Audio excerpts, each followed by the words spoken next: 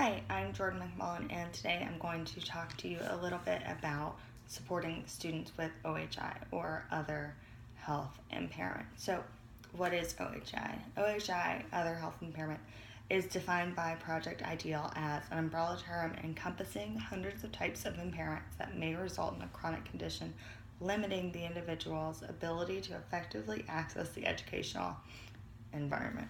So, this means that there are some things such as limitations in strength, vitality, and alertness caused by the individual's condition that might make it difficult for them to participate in some things in their educational environment. So a few of the major classifications under OHI include asthma, epilepsy, and diabetes. One thing to note is due to the nature of the verbiage and idea, OHI is limited not only to the conditions idea lists.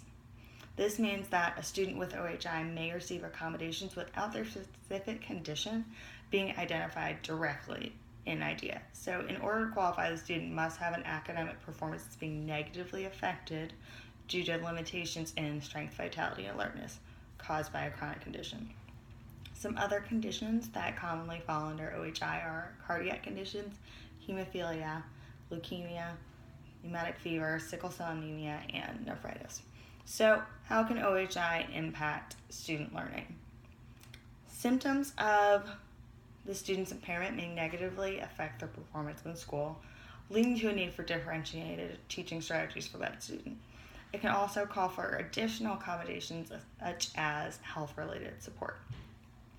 A student with OHI, depending on their condition, may have frequent intermittent absences. It's important to remember that the public school is still responsible for providing services, educational or related, during those times.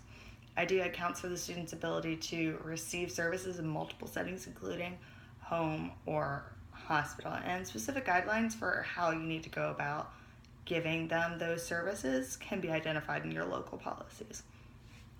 So, as always, following the student's IEP or 504 plan will help plan for these circumstances and lay out which accommodations the student must receive. One of the most common conditions under OHI is ADHD. So, though OHI includes hundreds of conditions, ADHD is a condition with one of the highest incidence within OHI. Inattention, hyperactivity, are the three main characteristics of ADHD. Some areas that impact the performance of a student with ADHD are executive functioning, intellectual functioning, and social and emotional functioning. Executive functioning is an individual's ability to plan, organize, or strategize, particularly in terms of managing their time or space. Students with ADHD often have a weakness in executive functioning, which can affect their ability to pay attention to or remember details from class. This can have an adverse effect on the student's academic performance. This is an area that a teacher can help develop through one-on-one meetings with the student. The teacher can get them an agenda or help them set up a central binder to help them keep track of all their classes. Setting the student out to work closely with a well-organized peer may also be helpful for an ADHD student. One of the most critical points of differentiating the learning of students with OHI from their classmates is following the student's 504 or IEP plan. The student's 504 or IEP will outline the individual accommodations the student needs to work in their least restrictive environment. The following strategies that apply the components of UDL, Universal Design for Learning, can be implemented in middle grades classroom to encourage student learning for OHI students. You can give preferential seating or sit the student closest to the teacher, particularly if it's a student with ADHD that gets distracted easily. That might be particularly helpful. Allow the student extra time to transition between activities.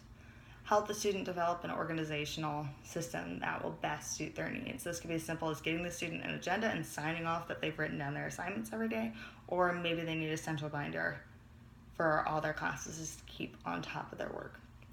You can place the student into a planned group that they'll be productive in for group work, rather than letting them choose to just work with their friends. Plan all the groups in the classroom. The student could also work closely with the teacher or a partner to help them stay on track. Give the student choices, allow the student to choose if they feel up to working in a group or if they feel more like working independently that day. Let the student choose to work with a challenging, complex text or something a little easier if needed. This is great when it comes to OHI students because that lack in vitality could really affect whether or not they feel up to going full steam ahead and working on something complex, or if they need a little break for the day. Give the student options for presentation. If the student feels like presenting in front of their classmates is too challenging or intimidating, allow them to present one-on-one with the teacher. Allow the student to express themselves in a way that's most comfortable for them. Some students with OHI may have limitations in strength or vitality, making raising their hand and waiting to ask a question difficult. Instead, maybe let the student make a list of their questions and hand it into the teacher before leaving class, kind of an exit ticket type thing, or give them a set of colored chips that they can place on their desk to indicate their understanding. Green means I'm okay, I get it. Red means I need a little help from the teacher. Give students an outlet.